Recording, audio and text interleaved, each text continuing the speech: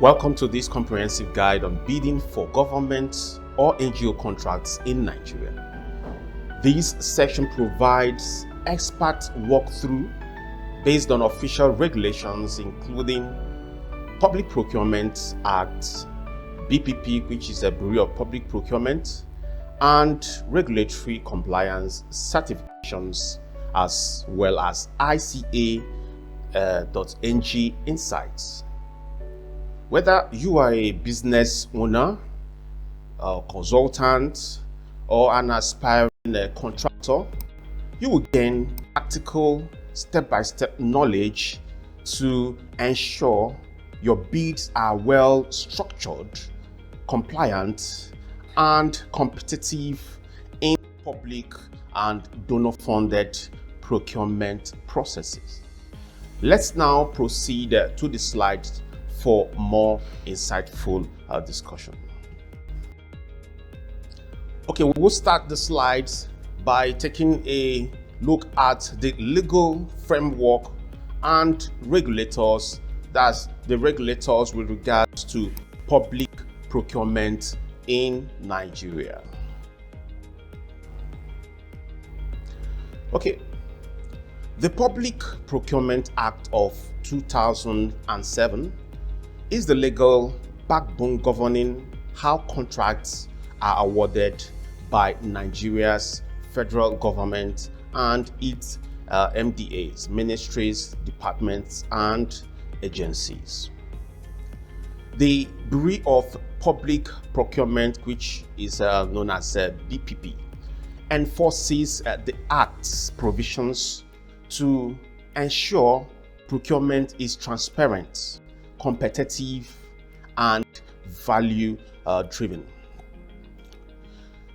When bidding, you are not just tendering, you are demonstrating compliance with Procurement Act that protects public resources.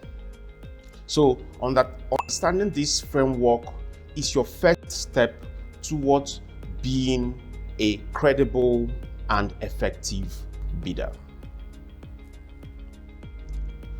So the next thing that we have to do is to address the question before us: who can bid?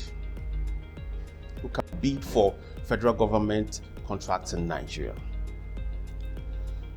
Legally, both natural persons and registered legal entities such as companies, partnerships, or sole proprietorships may bid on government or NGO contracts provided they have the capacity to perform, which is very key. You are going to work for the government, you should have the ability, the technical know-how of accomplishing whatever task you say you will do. And then the CAC registration is mandatory as proof of legal status. That's for legal entities. Also, NGOs are also welcome to bid, especially on donor-funded or development projects, but must satisfy the same compliance criteria as other legal entities. So, being properly and registered establishment, gives your business the legitimacy that it needs, and also open the doors to formal procurement opportunities. So the next issue that we have to address is core compliance certificates. What are those certificates that you must have in order for you to be qualified in order to bid for any government contract in Nigeria? So to qualify for bidding, all entities must provide several mandatory regulatory documents. These include CAC certificates of incorporation. That is the foundation upon which all other certifications will be built. So once you have your CAC incorporation certificate handy, the next is you have to have your income tax clearance certificate for the past 3 years. Once that is done, then the next is your PENCOM compliance certificates, which is proof of pension remittance. Your workforce, they are working for you, and for you to be able to work for the federal government, you have to ensure that you're taking care of the pension of your workforce. When they leave your service, they should have something to fall back on. So that's why the federal government made it compulsory for anyone bidding for federal government contract to have this very key compliance certificate. That's the PENCOM compliance certificate. Then the next important document is the ITF compliance certificate. That's Industrial Trust Fund Compliance Certificate, which is evidence of training levy remittances. This one simply means that you take the training of your workforce very importantly, because your workforce has to have the best training so that they can be able to give the best to the government. So they have to be well trained. So you have to be making also remittances for them in order for them to have the opportunity to retrain themselves in the services they are offering. Then the next is the NSITF compliance certificate, which is a workers' compensation compliance. With this one tilts to compensation regards to your workforce having any issue, any accident when they are working for you. It's possible that they might have an accident during their work with you. With this remittance, they will now be able to fall back on it and say, okay, I've been remitting for my workforce, so that they will be compensated when such issue occurs. And then the next certificate is the BPP registration or interim registration report, which grants access to federal procurement processes. And mind you, BPP, they have the list of all companies who are government contractors. So you must ensure that you are registered with the Bureau of Public Procurement, so that if anyone wants to check you out, especially any MDA that is seeking for contractors to do their bidding, so that they will establish the fact that as of truth, you are indeed a government contractor. So these are non-optional acts on board, strict prerequisite for any government or NGO contract. So it's very important that you take a critical look at the list before you. That's firstly, you have to have your certificate of incorporation, your tax clearance certificate for the past 3 years, your PENCOM compliance certificate, your ITF and NSITF compliance certificate, and all these will now culminate to you being registered with the Bureau of Public Procurement as a government contractor, and you'll be given a unique number which will now be used in order to identify you on the portal of the Bureau of Public Procurement. Okay, let's now take a look at some additional crucial documents. We have mentioned the prerequisites, the ones that you cannot do without. Let's now look at some other very key documentations that you need. Okay, you also need, very importantly, a sworn affidavit of no conflict of interest. So just like I said, beyond the status, beyond those compulsory documentation, you must demonstrate integrity, financial viability, and operational capability. Okay, we'll now take a look at the additional crucial documents that are very critical for you to succeed in bidding for government and NGO contracts in Nigeria.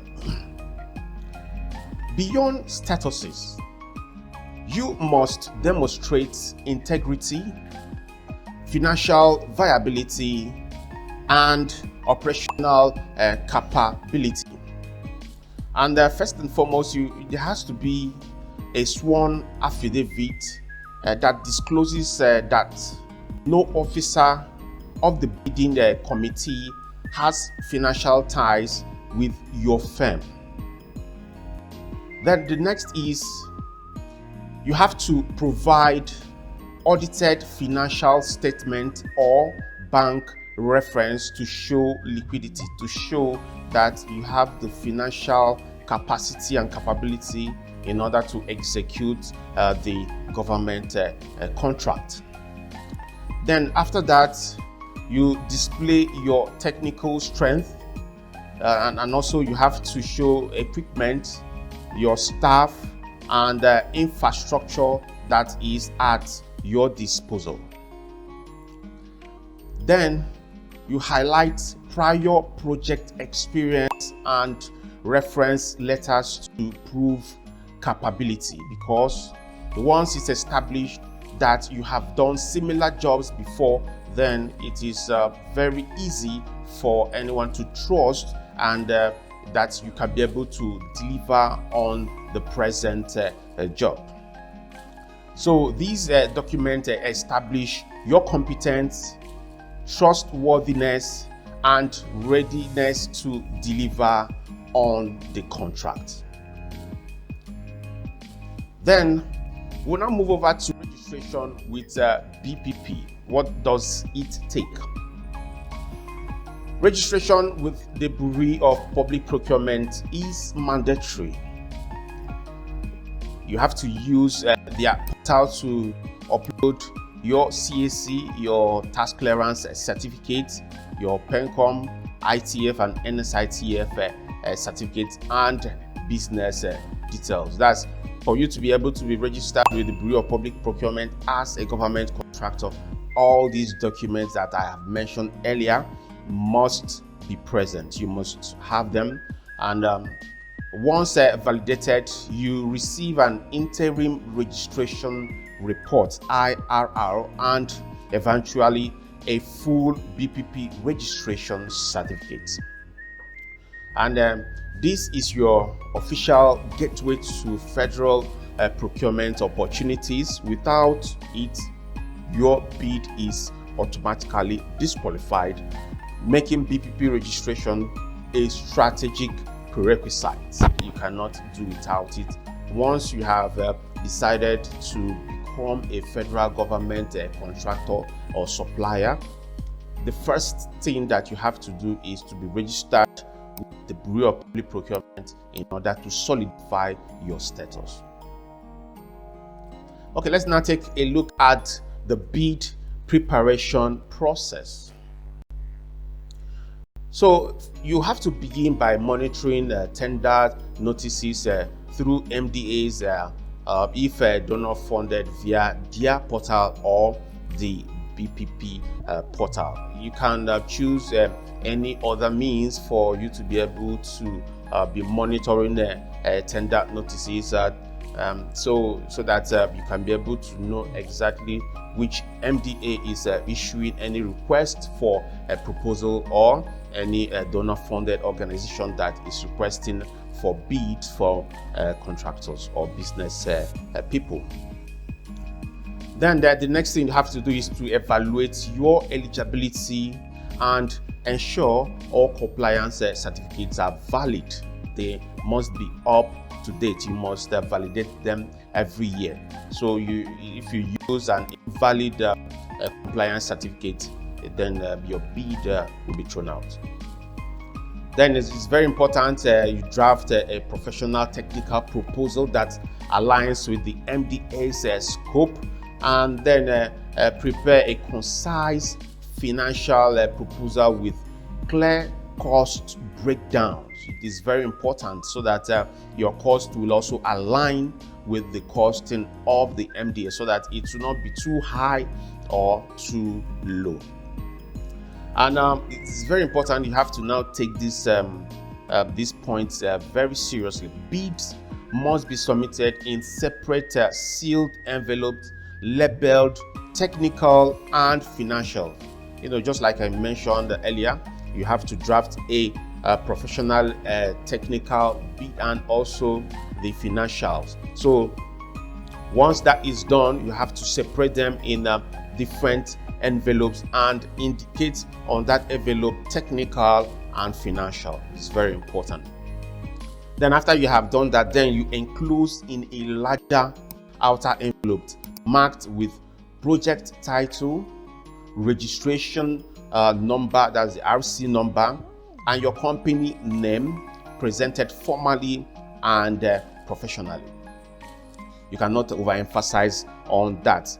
It's very important you separate them. Once it's separated, you still enclose them in a larger envelope before submission. Very key and important. Then I will now take a look at Public Procurement Act with regards to no objections certificate.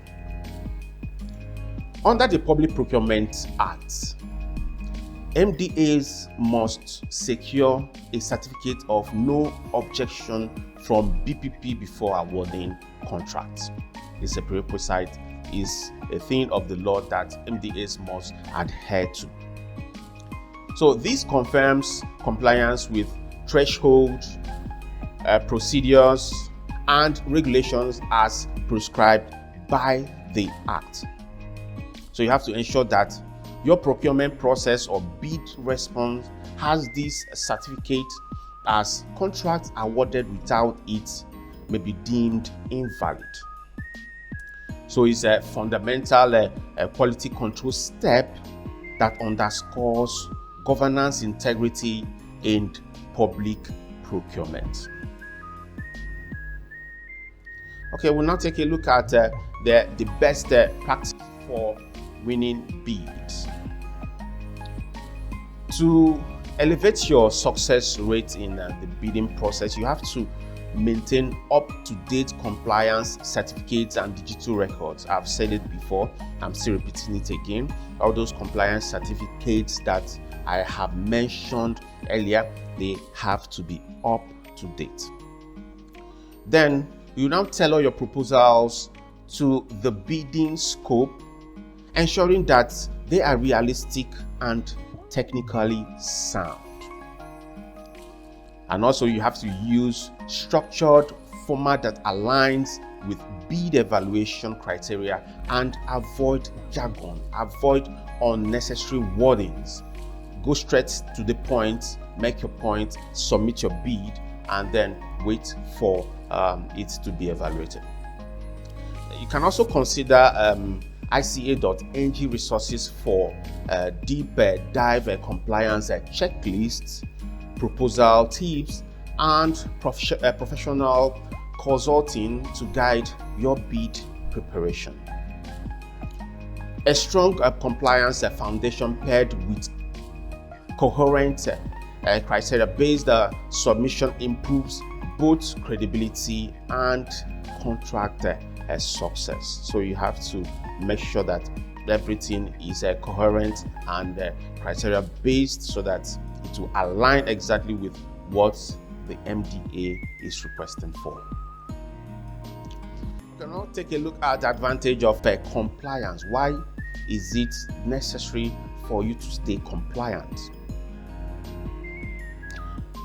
Compliance opens doors not only to contracts, but to credibility and trust with MDAs and donors. They will trust you more because you are credible. Organizations with visible compliance are seen as reliable, reducing the risk of disqualification. So once you are compliant with all your documentation, your risk of disqualification is very low, as against someone who is not compliant with regards to all the necessary things listed in the request for the proposal. Okay, properly documented bids navigate a procurement filter constructively. So you have to make sure everything is in order. And regular compliance also unlock larger multi-sectoral opportunities, positioning your enterprise strategically for long-term growth in public and NGO contracting space. Once you are good in public procurement, you will see that the income that will accrue to your company will likely beat your imagination. Okay, in summary, for you to bid, bidding successfully requires a full compliance with CAC, tax, pension, training, compensation, and BPP registration. So once you're able to navigate with the registration of all these certifications and bodies that I have mentioned, then you are now very much ready. You can now be identified as a contractor. Most people parade themselves as contractors, going here and there saying they are contractors, but in the real sense of the law, Public Procurement Act, they are not anywhere close to that appellation. So for you to be a government contractor, for you to go out there, present yourself, I'm a government contractor, all these must be in place. And also you have to include those supplementary documents I have mentioned earlier, which proves your credibility and also your honest intent in order to do the biddings of the MDA.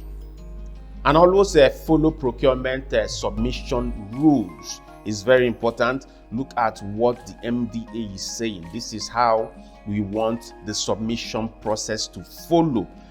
Follow the rules. Don't go and add your own. Just follow what the MDA has directed you to do. And in most situations, the separate envelopes and structured proposal and also valid no objection certificate are things that cut across most requests for proposal. So once you get it right with one, you cannot be able to replicate them. But it's very important that you follow the rules. Once you don't follow the rules, it might become very fatal for your bid.